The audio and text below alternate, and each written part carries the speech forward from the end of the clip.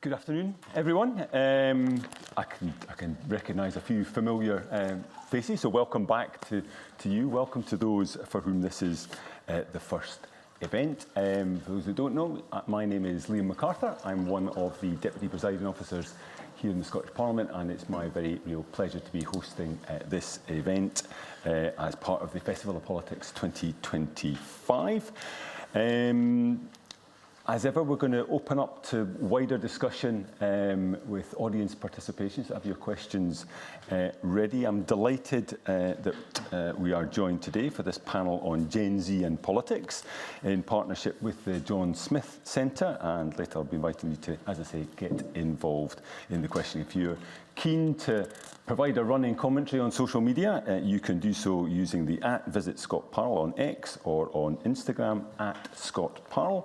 Should also add that the event is being recorded and should be available on the Scottish Parliament's YouTube channel in a few weeks' time.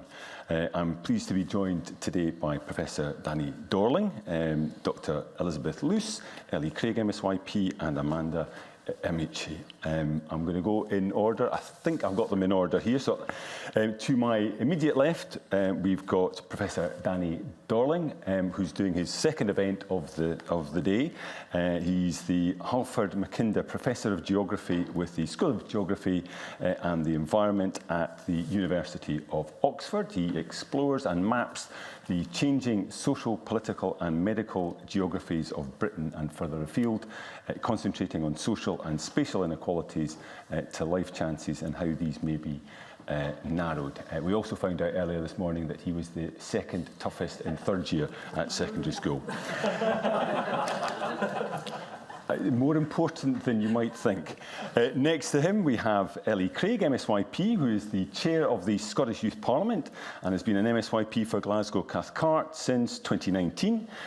She runs a campaign called Grieving and Growing to raise awareness of the effects loss can have on young people. In her role as an SYP board member, Ellie sits on the Scottish Government's Gender Equality in Education Task Force and represents the organisation on the board of Young Scot.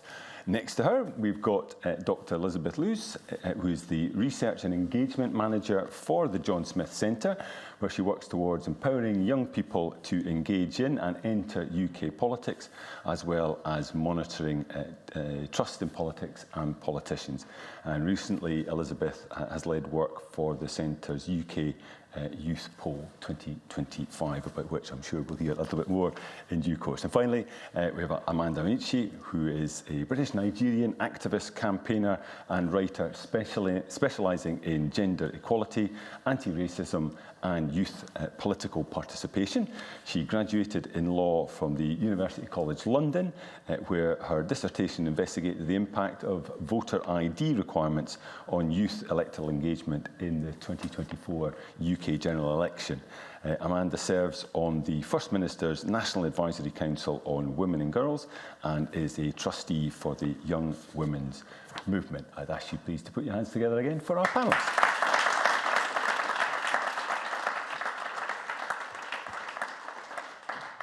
So maybe if we could start with a fairly general question in terms of the perspectives of each of you about the level of engagement by young people, level of disillusionment possibly amongst young people in politics and the political debate, whether even there's a sense that the way in which political activism manifests itself maybe has changed. And we'll come to you, Ellie, to start off with. Yeah, of course. Thank you so much. I think I'd start by saying that young people are not one homogenous group, and so probably young people participate in politics in lots of different ways, and there's loads of data to show that. However, as we're probably going to get to later, there's a lot of data that shows that young people are not participating in traditional methods such as voting, and they're maybe turning to things like more direct action. So the Scottish Youth Parliament and Young Scot are currently doing a consultation into political literacy among young people in Scotland and how they're interacting with the political institutions we have. And the survey is still open, but I have some of the early results and they're really interesting, but definitely some quite disappointing. So the vast majority of young people agree that it is important for young people to be involved in politics, which is really great to hear, but actually less than half of young people feel that they can see themselves in politics and feel able to participate in politics. And so I think we could spend loads of time talking about why that is, but I think it's really important that we also talk about what the solutions to that problem is, because we've just had an announcement that Votes at 16 is going to be rolled out across the UK, and so what can we learn from Votes at 16 in Scotland and from how young people are participating in all aspects of citizenship education from a young age to help support that. Just on that question of votes at 16, are there any thoughts you have on the impact that has had? It's obviously been in place in Scotland for a number of years now across a number of elections, both at a national and a local level. I mean, what lessons would you draw from that? What might we anticipate were this to be rolled out at a UK level? Yeah, I mean, I think obviously it's be no surprise that I think it's a really positive thing that we're giving young people votes at 16 across the UK and that we have done in Scotland. However, I think that that only goes some of the way and that we can give young people the vote, but it's about what support we have around that in schools and in local youth participation structures and things like the Scottish Youth Parliament to make sure that young people are educated and informed on political literacy so that they can make an informed choice with their vote and that they feel it really matters. Amanda, I know you were making the similar point to Ellie in relation to the risks of kind of homogenising young people and their response to politics and political debate. But I mean, given the trends that Ellie's alighted on, have you got sort of views on what's driving that and what maybe can be done to I think, invigorate a more active engagement, however that's manifested? I mean, not maybe through traditional means of joining political parties, for example. It may be very different. Yeah, I definitely agree with what Ellie said about like young people are not a homogenous group and young people's experiences and views are going to be shaped by just like their life experiences, their circumstances, various other identities that they might have. So like it's kind of difficult to talk about young people as a generalisation, although I guess we still are doing that to an extent today, but I'll try not to. We should all try not to. Yes, it's true about like young people aren't like turning out in elections like the same extent as like older age groups. So as you said earlier, I did my dissertation on the impact of voter ID on young people's engagement, and through my research, like it shows that in the 2024 general election that in general, it was quite bad as well, to be fair. About half of the electorate voted, but then for 18 to 24-year-olds, this drops to 37%.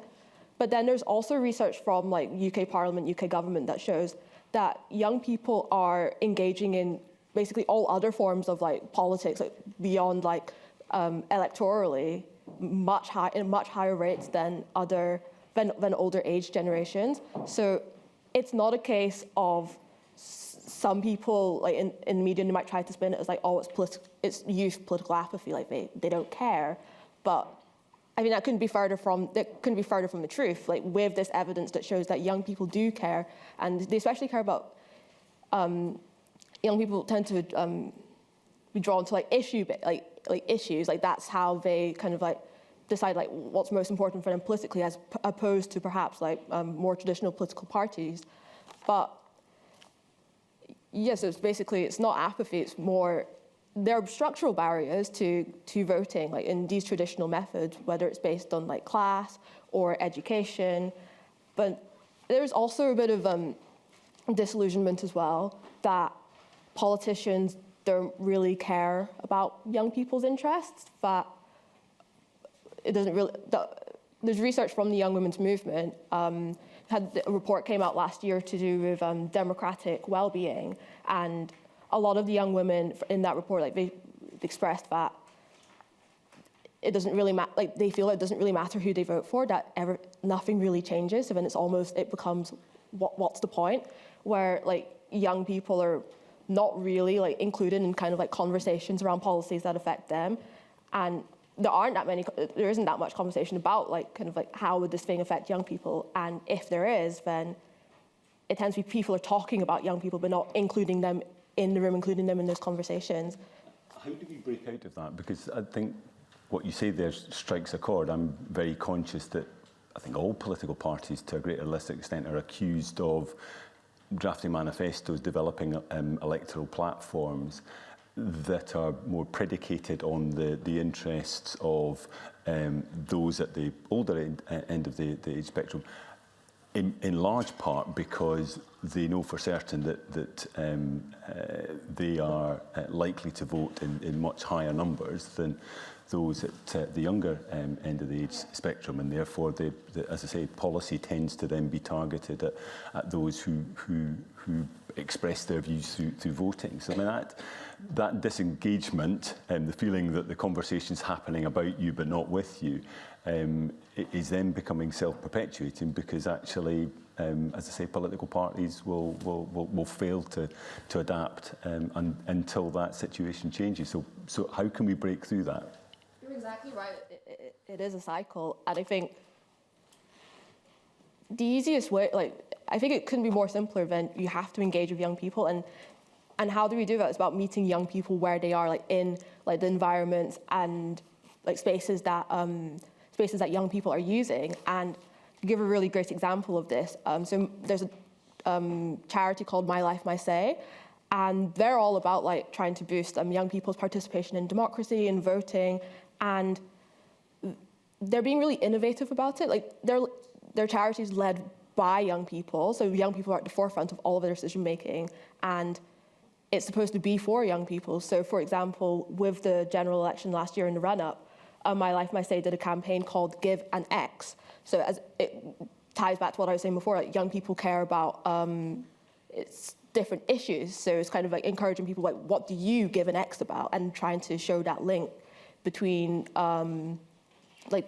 this is an issue that you care about, and this is how it's directly related to politics. This is how it is politics.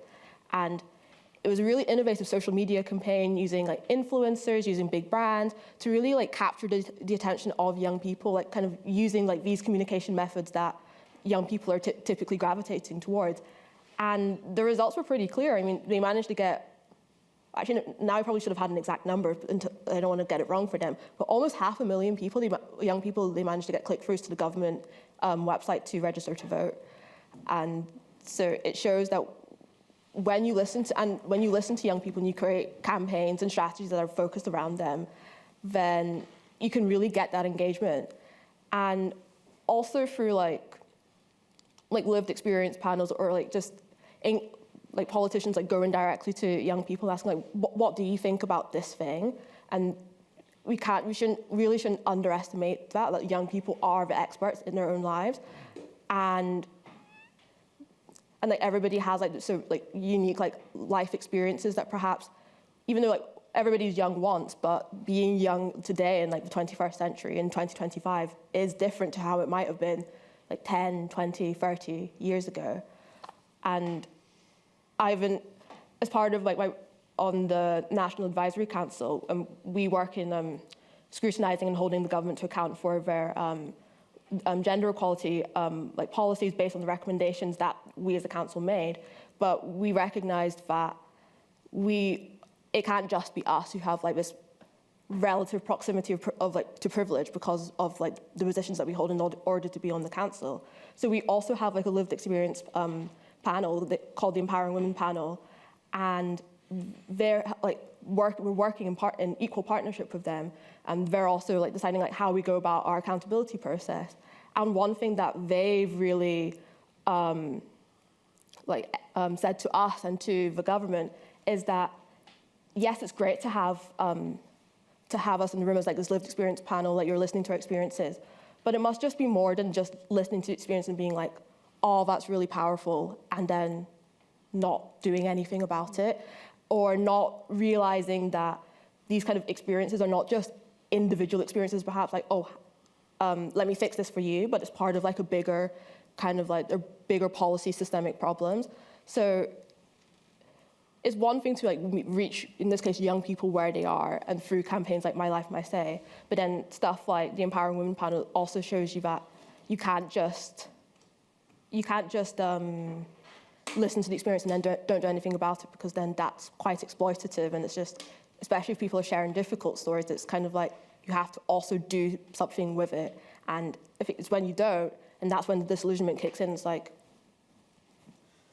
think I'd have to say, I think what you described there is not unique to younger people as well. I think there is a challenge for politicians to be able to demonstrate not that you're just consulting, but actually there is that there's an outcome to that, even if you don't necessarily go forward with whatever the idea may be. Actually explaining what it is that you have done and why it is that you don't feel able to progress a particular And like this proposal. engagement shouldn't just happen like at the start when you're thinking of like, oh, what do we do? It's at the start, it's at the middle, it's at the end, like the process, the outcome. Like young people need to be involved in like on all levels and like of this. Elizabeth, I mentioned the UK poll that the Centre ran, and one of the findings of that was that there was strong support for democracy, which should surprise nobody amongst young people, but a real sense of democracy being under threat and in danger. I mean, are you able to maybe speak a little around the detail as to why that concern is there, whether or not there was anything from the poll that would suggest a way of sort of addressing those concerns and maybe buttressing that democracy? Definitely. It's funny you're saying that no one should be surprised that young people prefer democracy, but the reason we put this question in is that a Channel 4 poll a few months ago very much projected that view that young people are in a majority for dictatorship. So that's kind of how that question came about. So just for a bit of background, the youth poll is the UK youth poll is the first time we've run it this year, but we're going to do it every year. And we polled 2,300 young people across the UK on various questions with a focus on politics and democracy. So the question you're alluding to there is we asked people how much they agree with the statement, whether you prefer dictatorship over democracy. Now, 58% of respondents said they prefer democracy, 27% said they prefer dictatorship, and 15% said they don't know. So the don't know number is quite high, and that's something to talk about. And, you know, they're young people, maybe they're not quite sure what that means, what a dictatorship is, maybe they just don't care. It really depends, right? But the don't know is quite high, and that's it's important to keep that in mind. So the Channel 4 poll said, I think it was 52%, say we prefer a strong leader who doesn't have to bother with elections and or parliament. And actually King's College, they run the same study very specifically later on and said actually it's only 6% when you really, because often in a survey you have, you know, you start reading the statement, I prefer a strong leader, and you maybe forget to read the last bit about that doesn't have to bother with elections, which is obviously the crucial bit, right? So people are like, oh yeah, I want a strong leader, great. And actually Channel 4, the same poll, the same page on the document says 3/4 of those respondents said they think democracy is a great system to govern the UK. Well, that was not mentioned anywhere, right? So I guess there's a whole lesson here around statistics. What I would say as well, what I would add is when we look at the World Values Survey, so that's a survey that's been running for decades across multiple countries, and one of the questions that's always asked is exactly the one that Channel 4 asks, I prefer a strong leader that doesn't have to bother with elections. Now, the age group, I think it's 18 to 29, they're always at about a third with that question, have been for decades. That, I'm not saying that's good or bad, right? It's just, it's not new that we have these kind of numbers. And I would say, personally, I would say it's the prerogative of young people to explore where they are on the political spectrum and to maybe have a bit more left or right extreme views. Not necessarily that that's something that we have to implement in society, but just to explore those ideas and find themselves on that spectrum. So it's not anything that's new. It's just, I think it's been kind of amplified through that Channel 4 poll and also through the general discussions that we're having about reform, about right-wing extremism. So I think that's something that we should say. And again, coming back to that argument that young people aren't homogenous, the majority say they are for democracy, so we shouldn't catastrophize like all of Gen Z wants dictatorship. And those were the headlines in March, right? That's what we saw, like Gen Z wants dictatorship. So and just to the second part of your question around why might that be? So about, I think it was about 2/3 who said they think, yeah, democracy is in trouble. 72% think that politics is too divided. So there's maybe something hinting at some reasons there. 50% think that young people aren't taken seriously. So we've just talked about that. And again, I very much agree. It's not just listening to young people and then out of sight, out of mind, but actually following through on that, taking them seriously. It doesn't mean you have to do everything young people want, but having an honest eye-to-eye conversation about what's happening.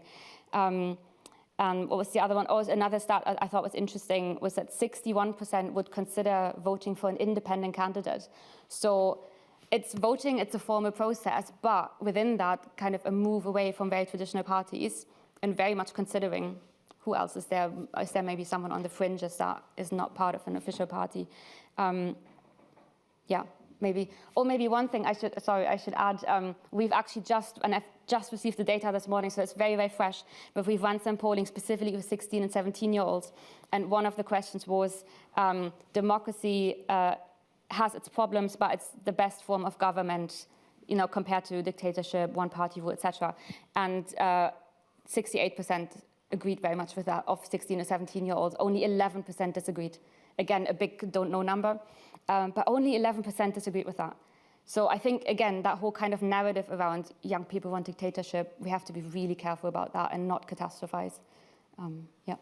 That's very helpful. I mean, that touches on something, Danny, you were alluding to in the Q&A this morning about younger people exploring their views. It's what Elizabeth's just touching on there as well, and that it may take some time to settle, and over a period those views may take a very different form. But you were also talking about being able to look at certain socioeconomic demographics and plot out with a fairly high degree of accuracy what those life chances and views and perceptions may be.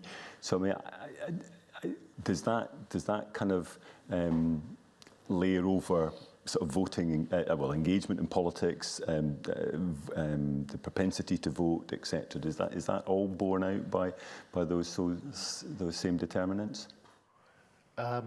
It's interesting. I've kind of made a career out of generalising, which is what you shouldn't do. But if you do statistical models with a set of data and it says women are more likely to do this is the effect of age, and of course, what we call in statistical models error, which is actual individual agency, it is a big thing.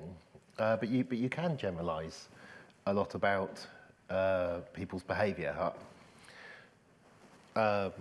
A classic one would be for the younger people in the room to think, we're not going to ask you, but do you intend to have children? If you have children, will it be a single child, ideally in your head, or might it be two?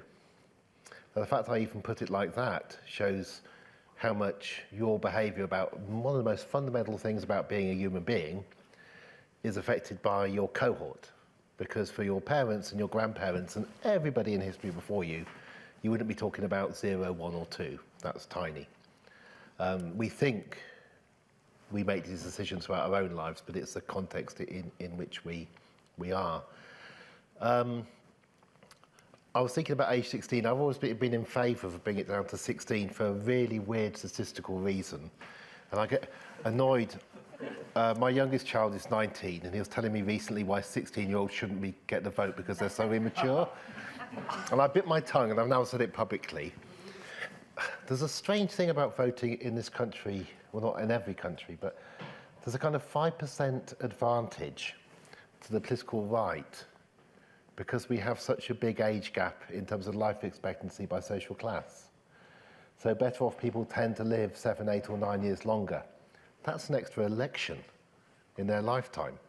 If you were, in a hypothetical world, only allowed to vote 10 times in your life in general elections, it would be more fair.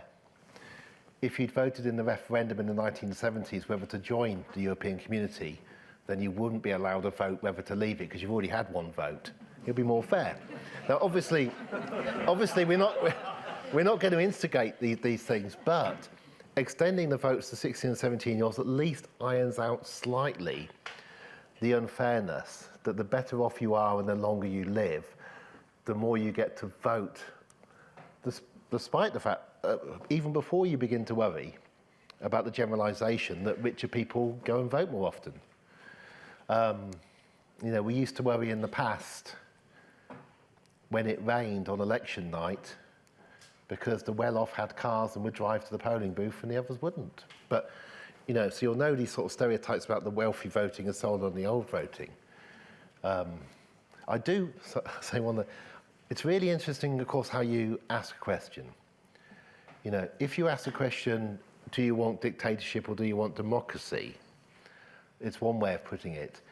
If you were to say, do you want a system in which you might get a vote, but it hardly ever matters, and whoever you vote for, you're going to get the same thing? Say, the most expensive student fees in the world, no matter which party you vote for.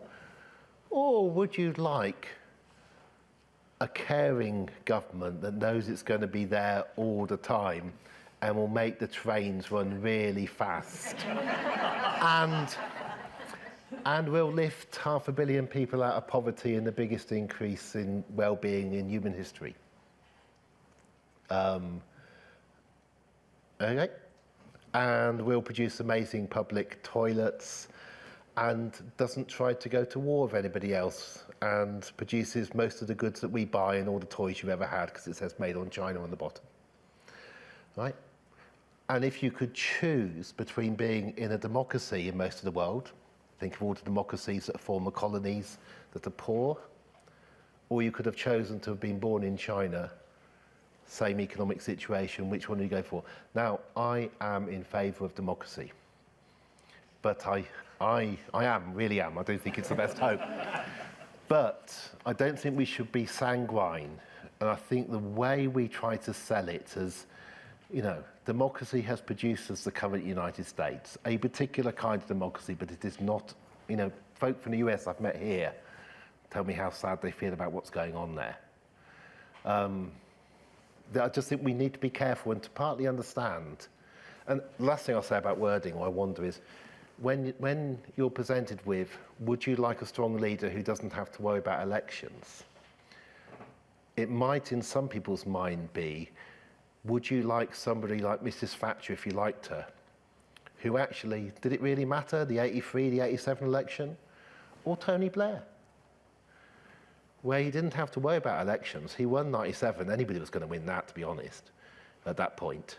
You know, after 18 years of Tory rule, that wasn't that hard. 2001, 2005, they weren't that hard. Only 25% of the electorate voted for him, and he won an election. There's a strong leader who didn't have to worry about elections. So I'm sorry, I'm a social scientist. You can ask people questions.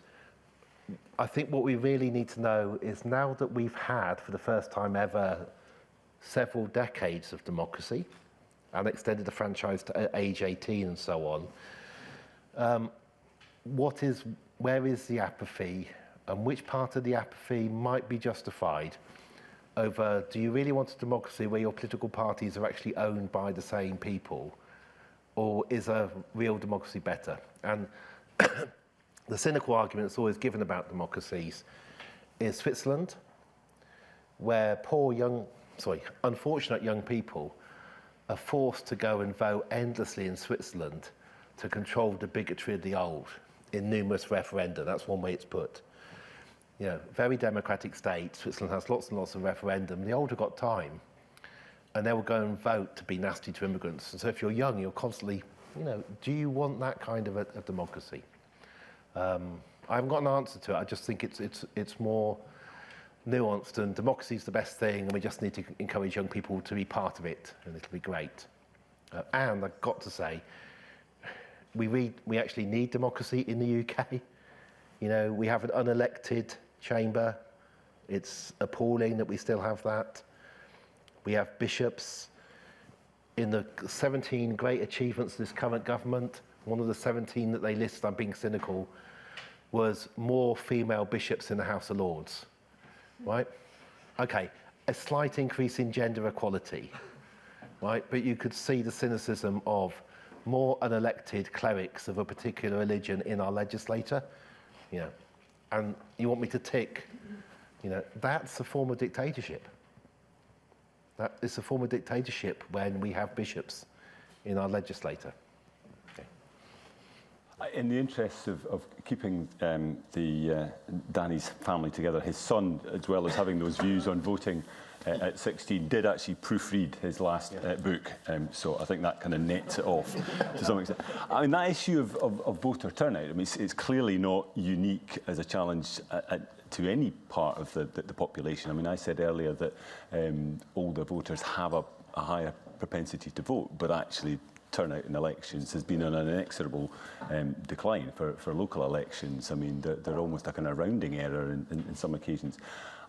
I think it was mentioned earlier, I think it was Amanda was talking about making that process easier, and there's been quite a bit of a debate about digital voting and whether that might be a way both of engaging younger voters, but actually making it easier for all voters. Is there a strong view on the panel, one way or t'other, on digital voting? Elizabeth? I mean, I think in terms of getting more young people engaged, I think definitely digital voting would be something that would be helpful, because we are seeing the first generation who's fully grown up with social media, fully grown up with internet access. I still remember the router coming on and like, and having 1 hour per day, if at all. I think maybe even per week. There wasn't any routers at all. I didn't want to say it. So, you know, I think, yes, we are like, the new generation is so cued in with internet, and I think it would just make things so much easier to just have that accessible online. Having said that, I have no stats on this whatsoever, so and I like to back my views up with stats. So this is just my first kind of gut instinct, but I would say in terms of accessibility, obviously there's a whole security issue around hacking and all of that, especially with global forces maybe getting more and more involved. But in general, as a theory, I think that would be a good idea. But I'm maybe interested what... Come back in on this? See, I'm kind of in the same position. It's not like I have any like robust stats I can be like for or against. But I think it's just important to remember that even though we are like the first generation to have like grown up like with the internet, like I can't remember what it's like to not have the internet. That may not necessarily be the case for like absolutely every young person, especially those from like lower socioeconomic backgrounds or perhaps more like rural backgrounds, where like that connectivity might not be there like 100% of the time. So we do have to be careful in like anything. We might say like, oh, we want to do this because it will help young people. You have to like really make sure that like you're not going to inadvertently then disadvantage certain groups of young people. On the other hand, that I think, like I agree with that, but I think also what I think was it Danny, you said, you know, if you don't have a car and it rains, you don't go vote. So at the same time, you would, again, especially underrepresented groups who are disproportionately feeling disenfranchised by formal politics, and especially the formal part of it, because they don't see themselves represented. So I think it's both sides. It could, as long as you give it as an option and not as this is the only way we're doing it now. If you give all the different options, I think that would be really good. Having a variety of options. Yeah. There's an annual conference that takes place every year next month called EPOP, Election Parties and Opinion Polls, which is the most geeky conference of political scientists. And one of my favourite papers I once saw there was modelling of who votes, because they can get the marked up register, so you can see whether anybody's voted. You're legally allowed to get that. And they'd worked out that people were more likely to vote, obviously if you're nearer to a polling station, but if it was downhill on the way. Like, tells you real about human nature. If it's downhill on the way to walk to vote, you're, all else being equal, you're more likely to go and vote. Really seriously, the attempts to stop people voting by saying you've got to have various forms of ID, I mean, it's not even subtle, it's just nasty. And there should be a penalty for that kind of nastiness. That IDs that pensioners are likely to have are fine, but IDs that young people have, which are really hard to get hold of because you need them to drink. You know, the idea that isn't okay. And when you're saying earlier about a campaign to get 500,000 people to register to vote, we should just register them. And we did do in some cases. So universities, remember, over 50% of people go to university now. Almost 66% have gone by age 30. Universities used to have an obligation to register their students who turned up at halls as voters, you know. And okay, it was probably a political party that wanted the young to be voting. But we're really amazingly good at ID in general now because of credit cards and so on. You know, they know who you are. So we should just be registering the population.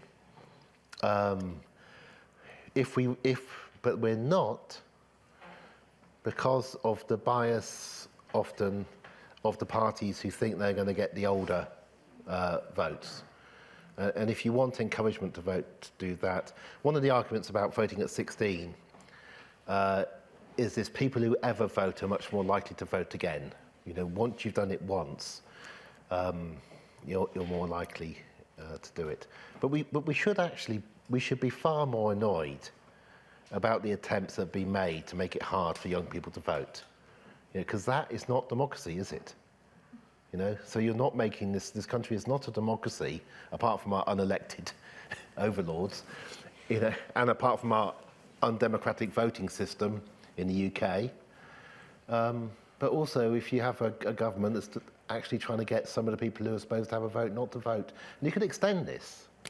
You know, all those adults living in Britain who have no right to vote because of some origin where they're not full citizens. You know, that was quite high at certain times. You could vote locally, but not in a national election. Unless you're from Ireland, in which case you can do whatever you want, which is lovely because we never really accepted Ireland left. So we don't talk about this, but and it's great. I'm not complaining. But there's a whole bizarre set of stuff about, everybody who lives here, in my view, everybody who lives here, I don't care if they've just turned up in a dinghy over 16, should get a vote because that's democracy and you can feel part of something bigger and it can make you proud. We make people go through the most bizarre citizenship test that most of us would fail if you had to try and do it, right? It's quite hard to do if they want to become a citizen, and a ceremony and so on. I like democracy, but real democracy is that everybody gets a vote.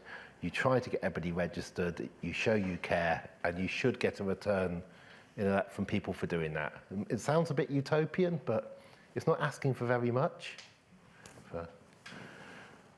I think that point about universities registering students, and I can see one reason why it may have gone into abeyance, in that my son's just graduated from Edinburgh, and I think over the 4 years he's been in 3 different constituencies. So it's perhaps a little bit more problematic in terms of patterns of housing, but there are other ways of automatically registering that would be very straightforward, one would imagine. Ellie, have you got any thoughts on those points, but also on just ways of making voting easier? I mean, however you engage young people or voters generally. Yeah. I was going to say that I think the example of digital voting is an example of a way in which we're trying to modernise politics to try and attract young people. And I actually think that the best way to do that, as Amanda's alluded to, is to involve young people in designing that process. I mean, if you look at the differences even between the Scottish Parliament and the UK Parliament, in the UK Parliament they don't have digital voting, they still have to divide the lobbies and vote that way. And actually, there's probably a lot of lessons we can learn from the pandemic and in COVID and how we had to digitise a lot of that stuff. However, I think that we do have to be careful about any move to this, but I do think if we want to know what would help young people vote and engage in politics more, then we need to not just ask them, but involve them in the design of that process as well. I think it's properly understanding the implications of that process. I mean, as you say, a digital parliament project had been underway at Holyrood for years. It then just got supercharged by the pandemic, as it probably did in many businesses and other organisations. But what we've also found is that while having the accessibility that gives you has advantages, actually you often then lose the advantages of being in the coffee room with colleagues or a minister that you can have a quiet word with and all the rest of it. And speaking to MP colleagues, very often that going through the voting lobbies is the point at which they're able to undertake meetings that would take weeks or months to get in the diary otherwise. So having that kind of that physical presence it serves another purpose that's secondary to the activity itself, but is part of the oil of keeping kind of the machinery of parliaments going. Elizabeth, do you want to come back? I just wanted to add, I think the kind of getting young people more to turn out for the ballot box is, I think, just a bigger part again of that political participation in general, because if you don't care generally about what's happening, then why would you go vote, right? So, and I think there are various levels to that, and the first one that really came out in the youth poll, and I'm sure Danny could speak on that a lot as well, is actually hasn't really directly to do with politics, but it's about young people at the moment. They don't know where they're going to live. They don't know how they're going to pay their bills. They don't know what they're going to eat and if they're going to eat. Like bread and butter issues, that was the main thing coming out of the youth poll. Housing, NHS, those are the main worries from young people. So if you're worried every day how you're going to survive, where your job is coming from, if you're going to have a job, then you don't have the energy left to think about the kind of big politics and who am I going to vote for and take the time to actually inform yourself. We've spoken to some young people during the last by-election in Hamilton. We just went out on the street and talked to some of them. And a lot of them said, you know what, I don't feel informed enough. I don't feel I should have take a vote because I want to know what I'm voting for and I'm not informed enough. I don't have that informed consent. I can't make that. And I actually thought to some extent that was a really mature thing to say. But it's that kind of, do you actually have the time and the capacity to inform yourself? So I think it's not even like, how do we get them involved in politics? It's like, do young people have the capacity in terms of the time, the money, whatever it means, to actually have that headspace to do so? So and I think then the second step is then, okay, and how do we do that? So it's about engaging young people more into the political process. That's something we do a lot at the John Smith Centre. We offer internships for young people who don't have the means but the talent to intern with MSPs. We're going into schools. We're bringing politicians into schools and say, look, they're from opposing parties, but they talk to each other. They can be nice to each other. We've actually had one of our interns, he wrote an article for a blog. And he was, one of the bits he's talking about, he's stunned. He's just attended a First Minister's questions, and he comes out and he sees John Swinney and Anna Sarwar having a laugh together. And he's like, what's that? Like, not just that, it's partly, I feel like it's about culture, it's about communication. That's not what's seen on television, on the media. That is not how people talk to each other in politics. And that's really off-putting. So I think it's partly that cultural shift, and then also education, like formal education in school, but also, as I said, just, model UN, great. Do that for council UN, a model council. Do internship, bring politicians into schools, and really bring that alive, and not like politics is something over here. So just that, and I think then voting, I want wager to say that it will go up automatically if you have all these things and people are just actually a bit more excited about, I'm getting a choice here, I'm involved, I know what's happening, I know how this works, and I want to be involved. In that situation with John Swinney and Anna Sarwar, it's a reminder of the old adage that those in front of you are your opponents, your enemies are sitting behind you, and they would probably have more difficulty having a laugh with some of their backbenchers than they would with those in the other front bench. That point you make about the impact, the role that schools can have. I vividly remember in the run-up to the independence referendum in 2014, with the minimum age for voting being set at 16, it did allow schools to step into a space and provide an environment for a discussion to be had that could be a very challenging discussion, and was a very challenging discussion, generally speaking, but actually allowed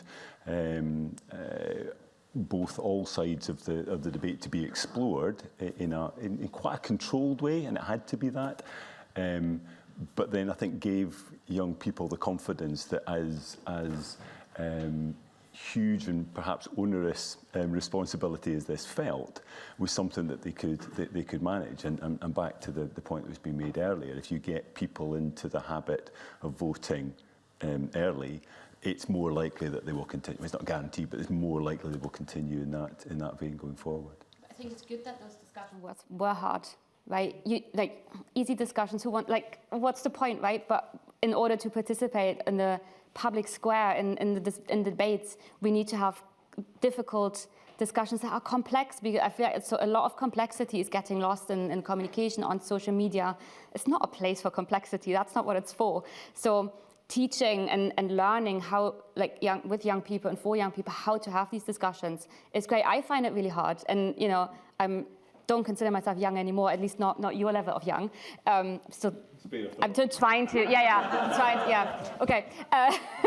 But, I find it hard to have these discussions. So of course, younger people who've been around a bit less find it maybe even harder. So, and just having those discussions, so I think it should be hard because we need to learn how to have these discussions without being disrespectful, without hate, without taking it personally, all of these things. Well, I mean, debating is not just about prosecuting your argument, it's about listening to the counter-argument. And if all you're doing is in project mode, you're not in listening mode, you're not really debating, to be honest. Ellie, sorry, you wanted to come in. It was just to say, I think that schools are one place in which these discussions can exist, but I do think that we need to be aware that in Scotland we don't have a mandatory political education.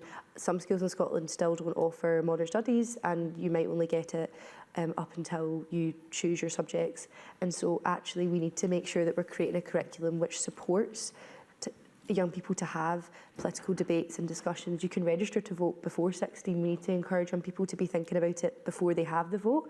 And that's about creating a system which includes young people as citizens through their UNCRC rights to be heard from when they start primary school or nursery or before then. And it's about looking at the whole picture. And school is great, but actually what we've heard from young people is they need another space that's not so formal and that's not so stressful. Young people will tell us that schools are so focused on exams that it's affecting their mental health, and actually there's a lack of youth workspaces or spaces where young people can come together to talk about some of these challenging issues with a trusted adult, and that's not taking place in a social media site or that's not online and that's actually in person and engaging.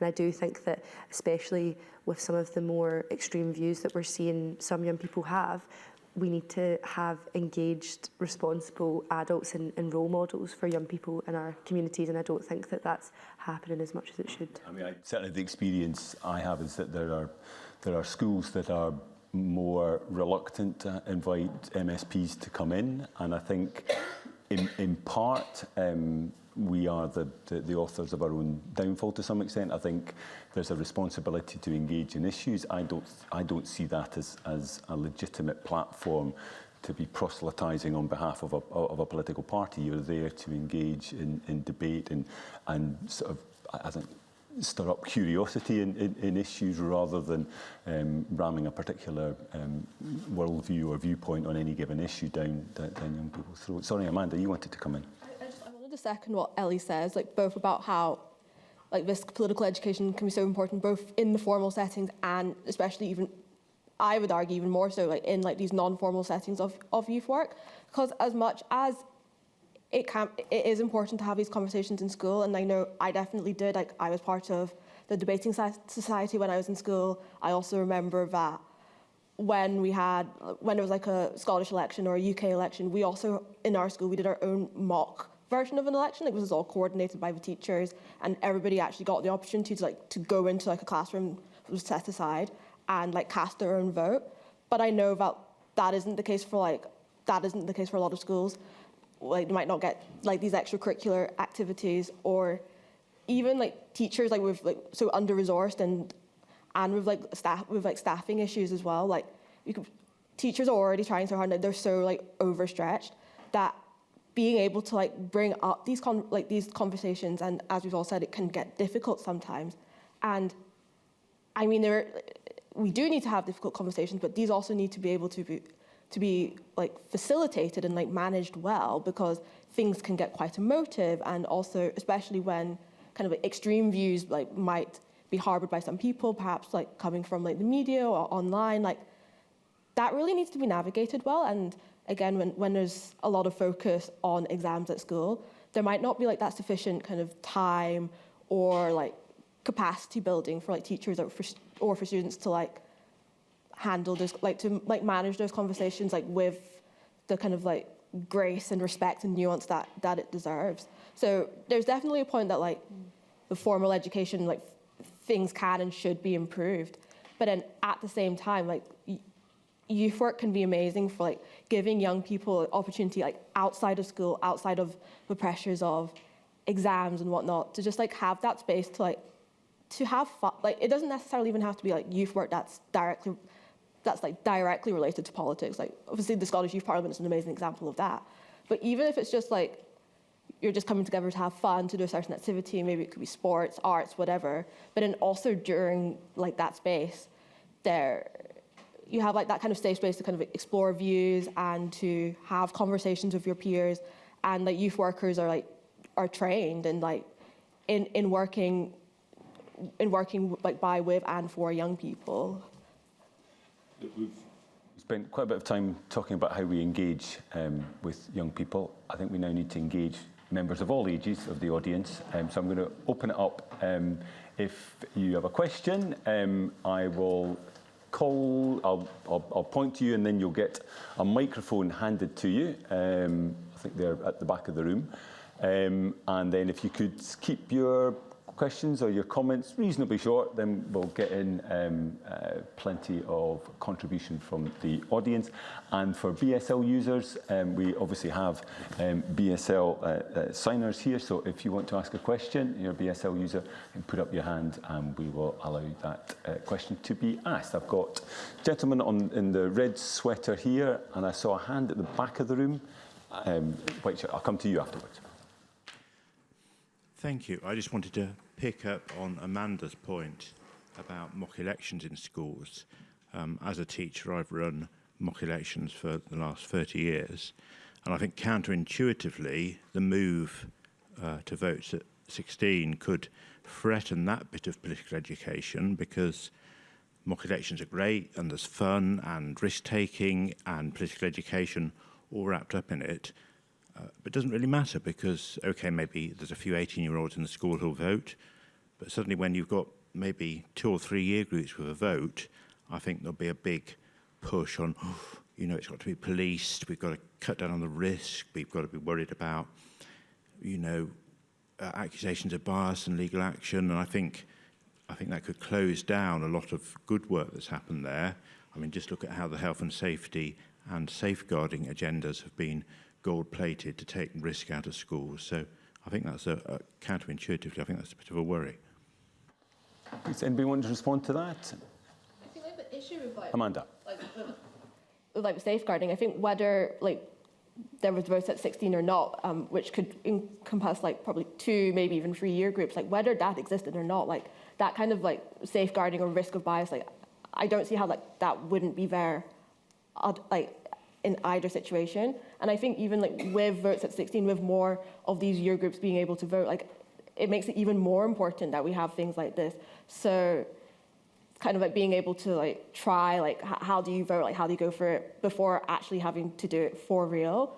And then of course we can't forget that there'll be plenty of year groups younger who like are still below 16. So I think it doesn't negate the importance of having kind of like those like political activities in school like that.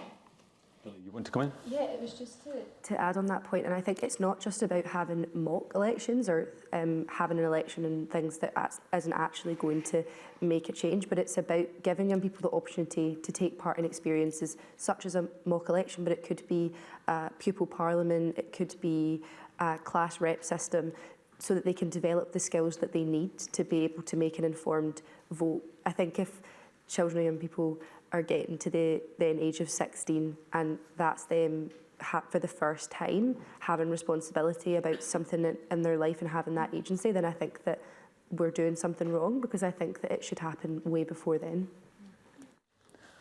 I've got the person in the white shirt, I think in the back row, or second back row.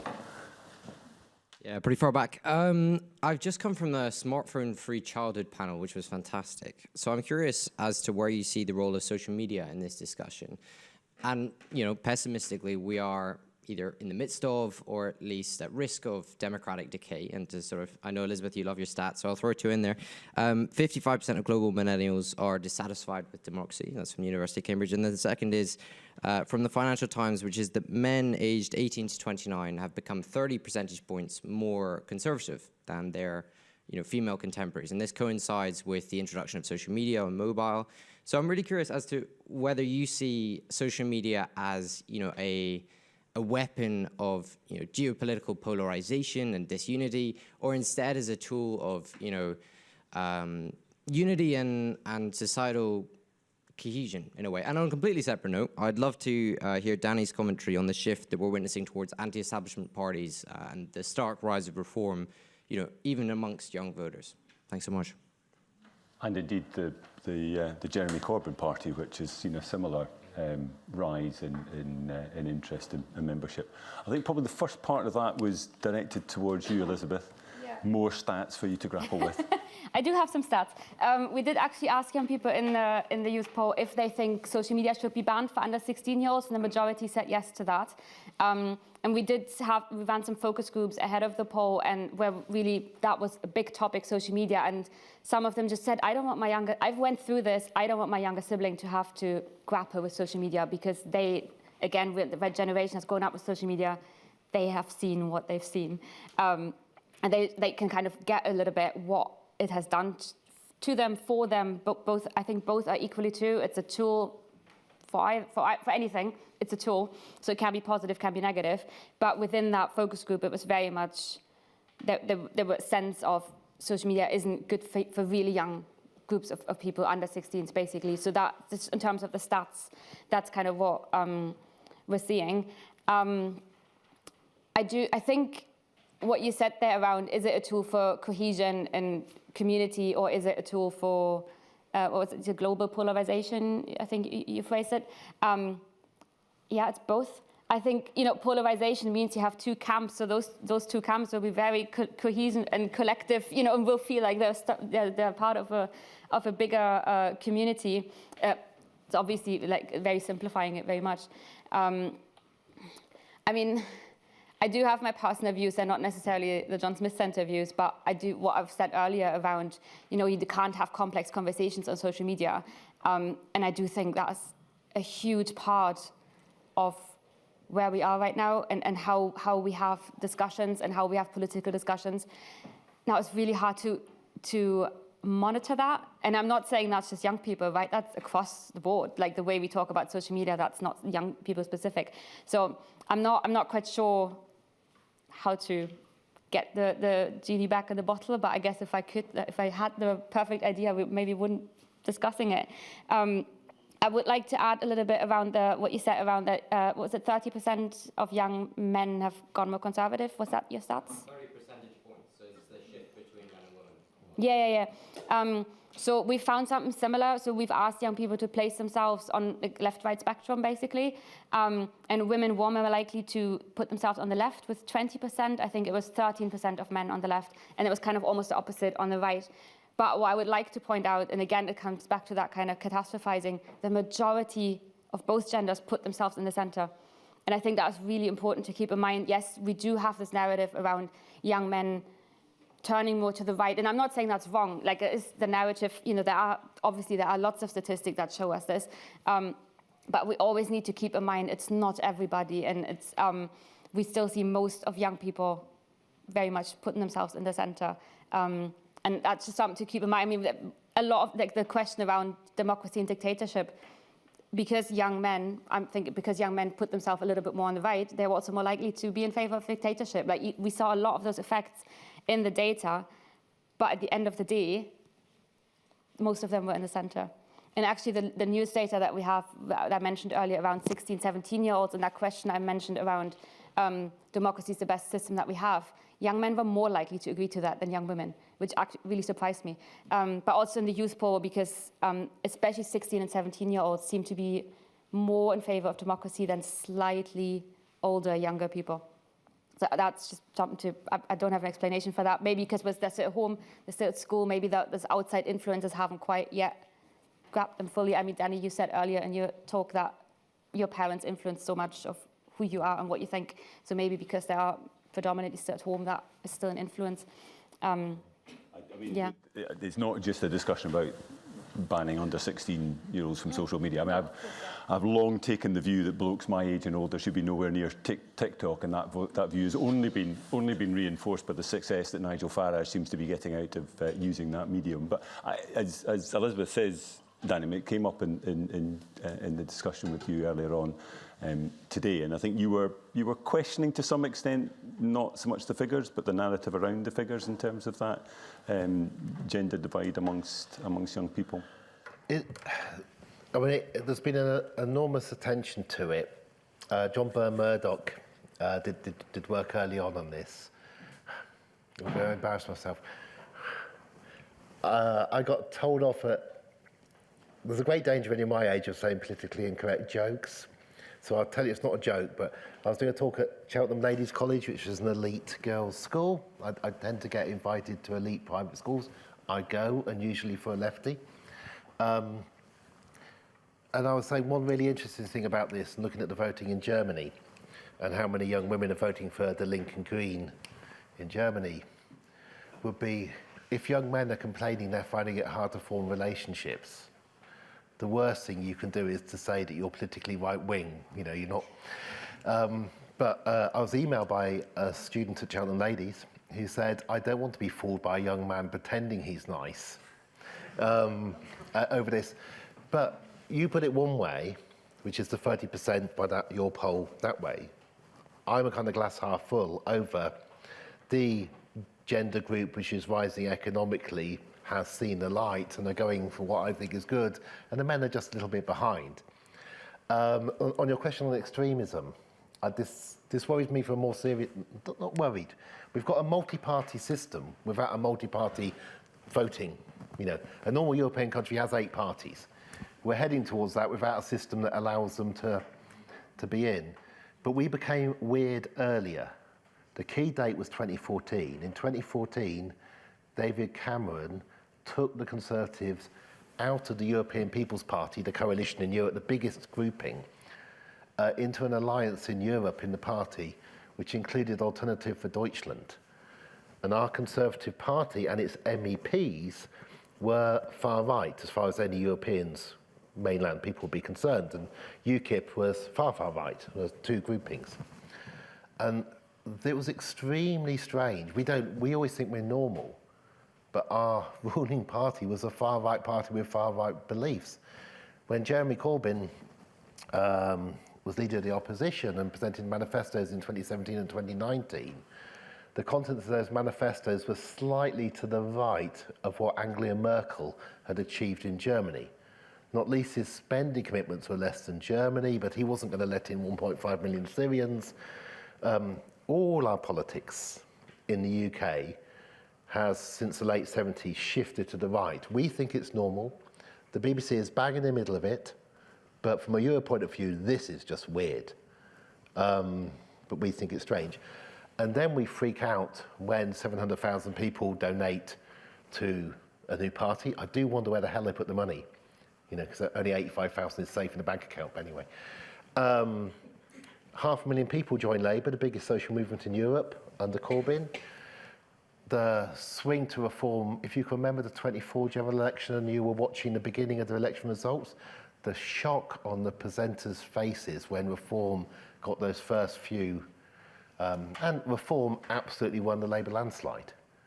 But it isn't just the potential left party, and it isn't just the existing, you know, Elon Musk party, in offence, and it's also our other political parties have moved and been, you know, at one point. The DPO at the moment. Okay, I know you agree with that. Yeah, even the lovely ones in the middle, you know, joined a coalition and introduced student fees, and that reduces, all of it reduces the trust in politics for young people. I am really hopeful that the young women are going to lead the way back just to average. We present this as, you know, my politics is average for a European. It was average when I used to live in Sheffield. In Oxford, I'm seen as a weird far left person. But you know, this is not a strange politics. But without an engagement of young people, I don't think we're going to get back to normal consensual politics, away from what on earth it was that happened to Britain, to put us in a situation where we are the most likely country to do what's happened to the USA, and they're interested in that. If you doubt this, it turned out we were the most likely country to leave the EU. Who would have known? You know, you'd have thought it would be a small beleaguered European state, somewhere like Greece. Yeah, not the UK. So why did we leave? And why on earth, when the population behaved badly, because what you normally do in Europe is you give people a referendum, and if they vote the wrong way, you make them vote again. And it wasn't that we didn't think of doing that. Our elite in Westminster were incapable of stitching it up. Yeah, they all wanted. The Conservative Party, the Labour Party, the Liberal Party, the Green Party, the CBI, the trade unions, the church, everybody at the top of British society wanted us to stay in the EU. The inability of our elite to fix the thing so that we're back in. And that's, so you need to be a bit worried about it. And then you are growing up young. This is your experience of British politics. And it doesn't look great. So I was saying I've got a separate thing just to get it out because I probably won't get another chance. We have to make it interesting. So I'll give you an example of what I think it might be interesting. I'm older than you, I'm fairly short. So I was at school when it was legal to actually beat children. Legal in state schools. Private schools kept the option to beat their children for later. But children would be caned and beaten, And you might think, oh, how on earth could they think it was okay to beat children? What you need to think about is, what is the thing we do now that in future people will look back and say, can you believe that people in this room thought that this was okay to do, that we need to get rid of? My simple example is exams at age 16. They may sound completely normal to you. You think exams at 16, of course, I did exams at age 16. But you're talking about the mental health and anxiety. Why are we making people do exams at age 16? The damage it may be doing to them may be as great as beating. And just as I heard as a child, it's fine to use the slipper or cane children at school because it happened to me, right? And I think that's the kind of thing that would help youth engagement we hate the fact we've been put into exam factories. You, parents, grandparents, never had to take as many exams as we have done. It does no good for our mental health. It isn't making us clever. And at least now you're making us all stay on at education to 18. Take out the pressure at 16 and something like that. And then that gives the teachers the space to do what people were asking about earlier, about political engagement and so on. But you need things worth fighting for to get people engaged in politics. Asking people to join in and vote in your democracy when you're not saying, and we're going to move society forward in big, big ways, provide housing for all, health service for all, education for all that we did in the past. You've got to make it worthwhile. Otherwise, why on earth bother getting involved more? Just to point out, I was beaten at school, and I wasn't even the second toughest in third year, so I'm not that young. Yeah. But look, I'm conscious we've got just under 20 minutes to go, so I want to get as many questions in as possible. So they'll need to be brief, but as I often have to remind my MSP colleagues, so will the responses. So I've got 1, 2, 3, 4 hands up, and maybe I'll take a couple in succession, and then we'll come to the panel. So here in the second front row, and then I'll come to the... Thank you. So there's been a big focus on young people's participation in terms of voting. But in my opinion, voting is only part of the democratic process, and it's a relatively small part. Just kind of ticking an X in a box once every few years, but politics is so much more than that. So I guess my question is, what else needs doing to support young people to engage in politics consistently, and not just once every few years when parties want their vote? And I'm going to come to the woman, third row back. Yeah, that's it. I'm sure this is going to get quoted if I ever get into an elected position, but I'm going to say it anyway, which is I think young people should get a weighted vote because of climate change. Like, I think people that are younger than a certain age should get like a 1.5 because of climate change, because the decisions that are going to be made now are more important to their lives, and because of your first election event being important for your future democratic participation. Just wondered what people think about that. I outdo Danny's, you only get 10 votes over the course of your life. I think you may have succeeded. Right, I'm going to come to Ellie first on both questions, but I'll leave it up to you how you respond. Yeah, I mean, on the first question, I totally agree. I don't think that voting is the be-all and end-all of political participation, especially because young people are outnumbered by older people in terms of turning out to vote. And actually, a well-rounded citizen isn't someone who just votes. It's about different types of political participation. as the question alludes to, and it's about local participation. And actually, because of social media, I think young people are probably much more literate in what's happening across the globe and on a national scale, as opposed to what's happening in their local council and in their ward. And actually, it's how do we re-engage young people and show them that their voice matters in those processes, but also that it does have a direct impact on them. And actually, not to come back to youth work again, is that we need supported and well-funded local youth voice structures. I think the Scottish Youth Parliament exists and we do some great work to engage young people on both a national and a local scale, but what we need is more funding for that to happen at a local level and at a not just inter-school level but between schools. And right now we've done some research and that's a really inconsistent picture across Scotland, and if we want young people to be able to have that space to develop the tools and the skills and the knowledge to participate in petitions or in protests or in the Scottish Parliament participation processes and committee work, then we need to start that as young as possible. How about the weighted voting? How much do you support that? The weighted voting on climate change, I mean, the Scottish Youth Parliament obviously has never, I don't think we've ever had that type of discussion on weighted voting for climate change. Personally, I think that the fact that we need to discuss whether we need weighted voting is just a testament to the fact that young people clearly were not engaged properly in discussions on climate change when it was happening. And actually, weighted voting might not be the solution to that, but the solution to that is to involve not just young people, but public engagement generally and how we create legislation and how we implement legislation. Elizabeth. I think I would like to add to that a little bit that I think young people are already quite engaged in political debates, the political space. So like 2 points to that, maybe one I've mentioned that we've talked about in terms of gender that I've mentioned to you earlier, Amanda, is that there are studies that show if you ask someone how interested are you in politics, young men are more likely to say I'm interested, and young women are not, because politics itself is more like a male-dominated space. However, if you ask about specific issues, women are very engaged, young women are very keen. So sometimes it's just the phrasing.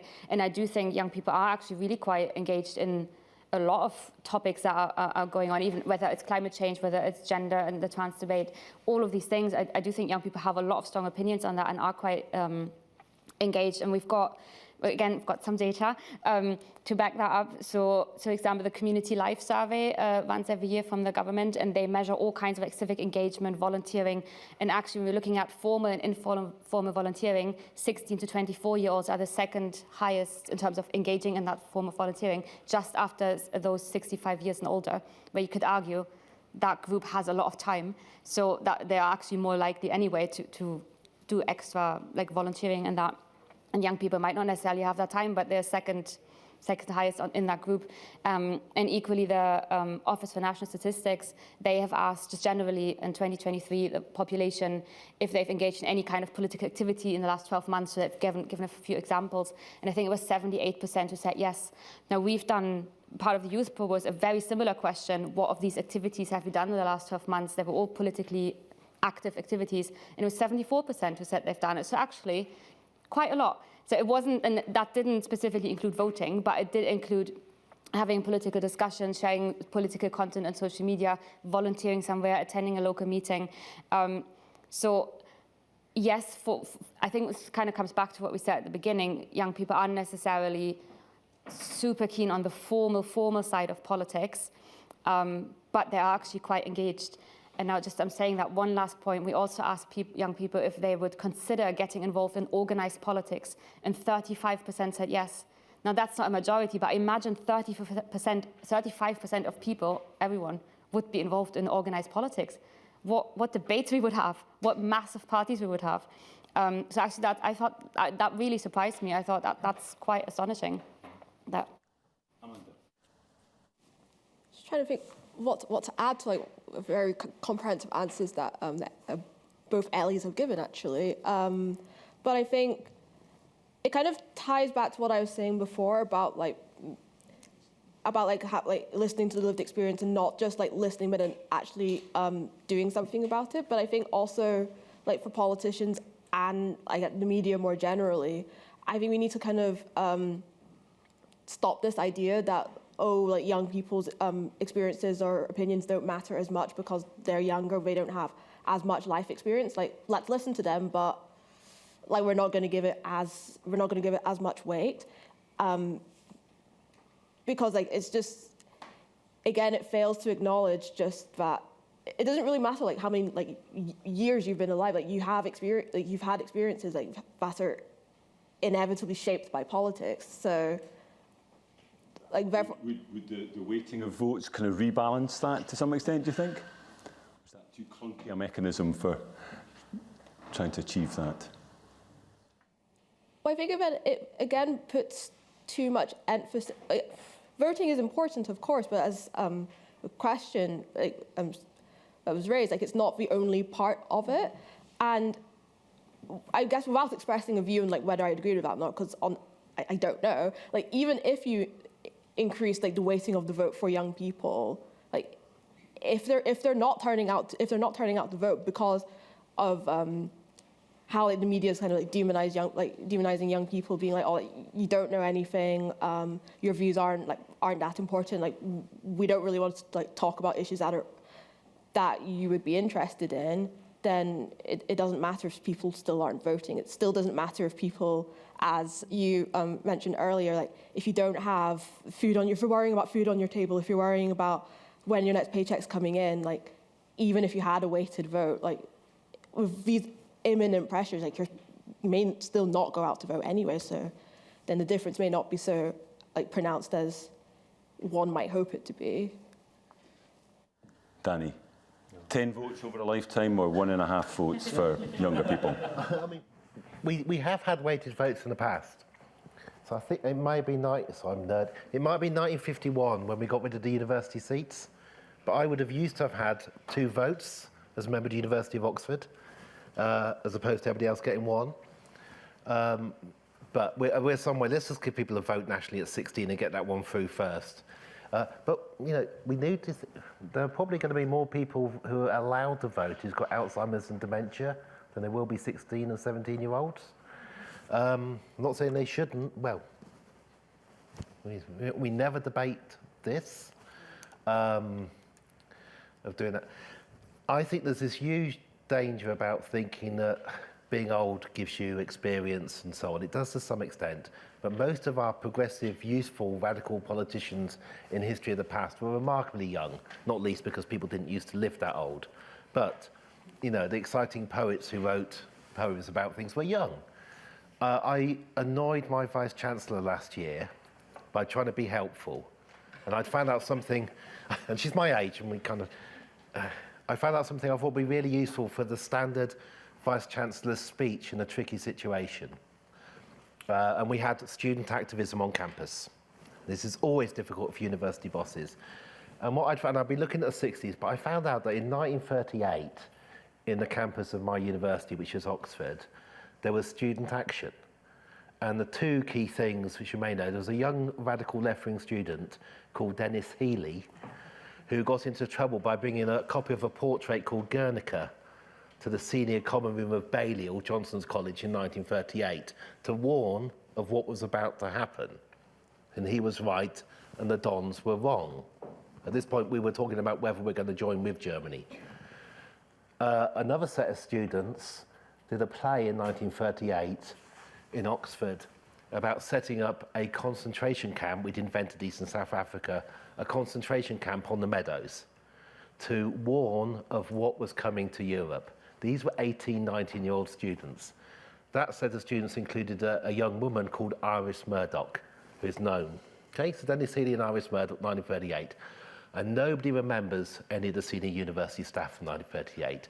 And the students were correct, right? And I gave her this material thinking you're going to have to do a long, rambling speech about freedom of speech and worrying about people's feelings and everything in the university and what you normally do. And here's a great anecdote that people haven't heard. And I sent it off, and completely unluckily, 1 hour later came the news that the university had called in the police and 12 of our students had been arrested. We don't call in the police ever at the University of Oxford. You know, you can have people trashing restaurants and you do not call in the police. It's an unwritten rule. And I think, you know, we talk about wider activism. that activism by our students has been one of the most political things since the 60s and since 1938. But the act that galvanised over half the undergraduate body in my university was the university calling the police and then being arrested. And at that point, the opinion of the young students in my university changed and solidified to what on earth are you doing? And for this young generation, having lived through these years, this is a politics they're going to remember. Just as my parents can remember Suez and Vietnam and so on, and I remember going on demonstrations at age 15 and 16 outside South Africa House. Right? Things you do when you're young, set it for life. And I think, and I asked, this is the last thing, I asked older people still alive involved in the protests in 1968, which were small, were there any useful 50-year-olds? And the answer I managed to get back was hardly anybody, but somebody did make us some tea. And this has given me a little bit of an excuse at age 57 to go, in general, all these points of university protest over the old haven't been very useful, and they've tended to be on the wrong side of history. And so I think we just need galvanism, but I don't think people of my age are necessarily that useful voices, having taken up your time. But I don't want to close down debate, particularly given what we're talking about, although I think we're getting an insight into the title of your next book, that They Made Tea, is probably a route to start. If there was a couple of hands, if we could have a couple of quick comments, and then it really will be a quick run along the line here. Gentleman at the front here.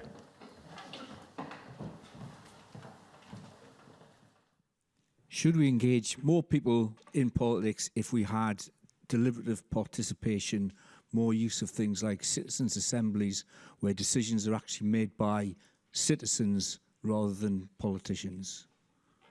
Excellent. And very current, given the inquiry being undertaken by the Citizens Participation and Public Petitions Committee in the Parliament. So I'll start with you, Danny, and then we'll run along the line.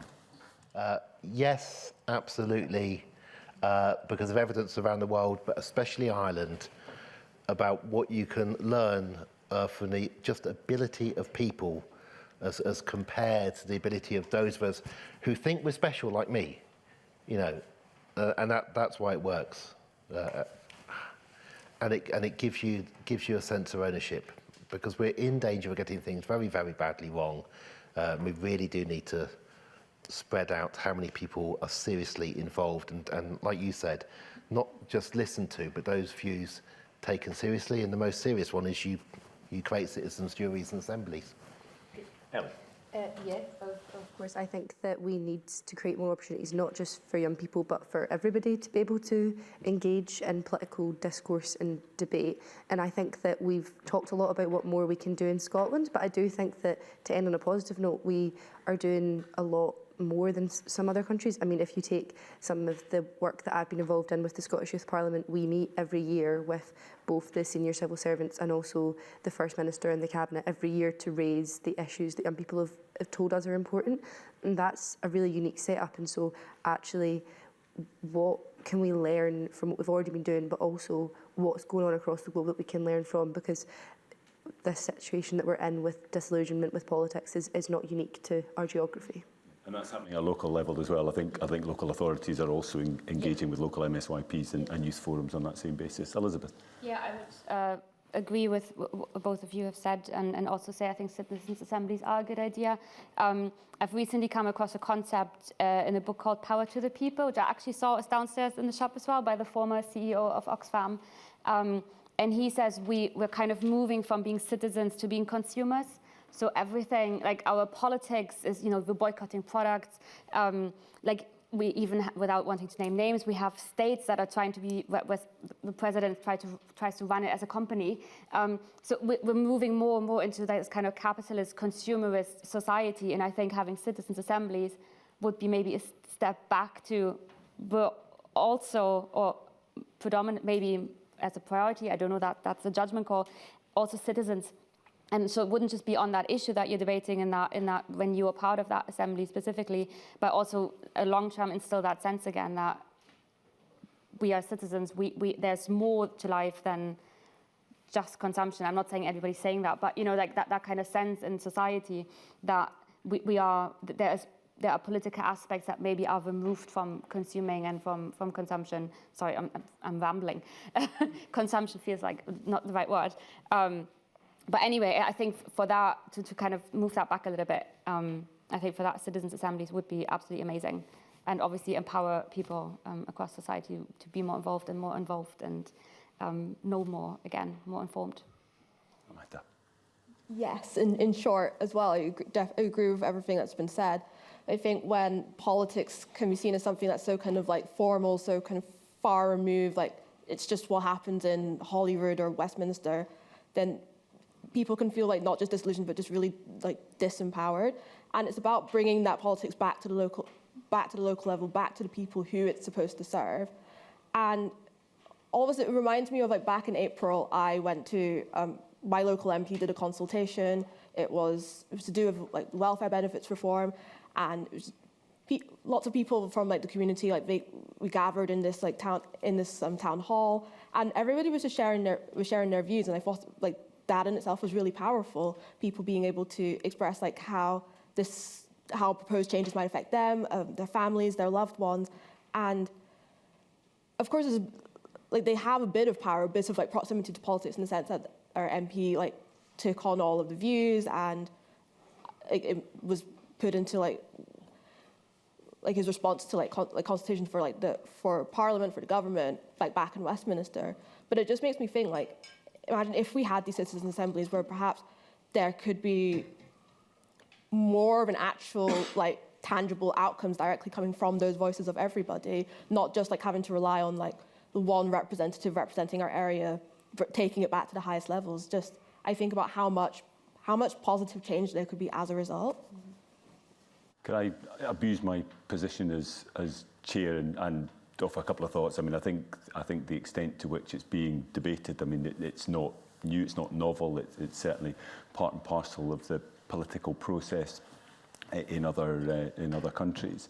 The challenge, I suppose, is how you dovetail it with elected institutions as well, and how it informs the debate that takes place there. They're expensive to run if you're going to do them properly, so you probably want to be quite specific in how and where you use them, and the issues that you kind of ask for people to engage with. Because I think if they're too broad-based, the experience tends to be that it's quite difficult for those participating to feel that they're getting a handle on all aspects of it.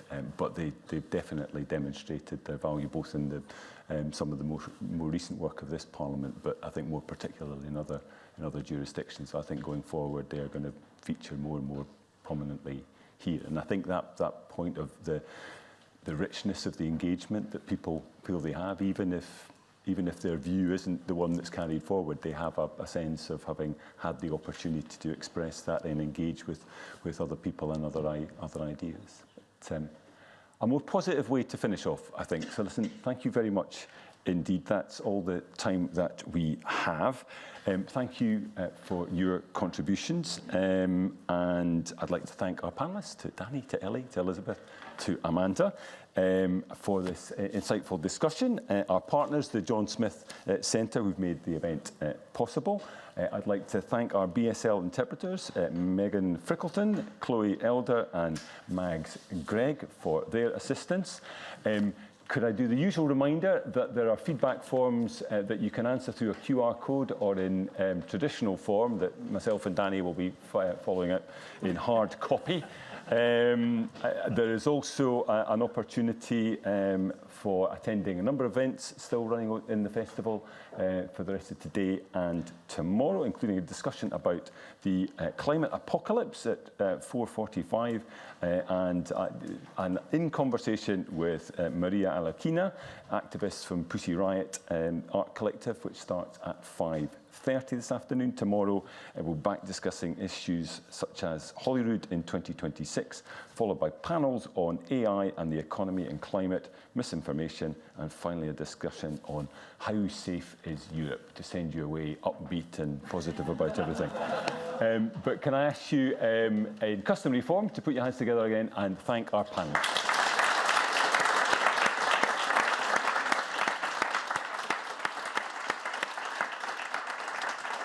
Thanks very much, folks.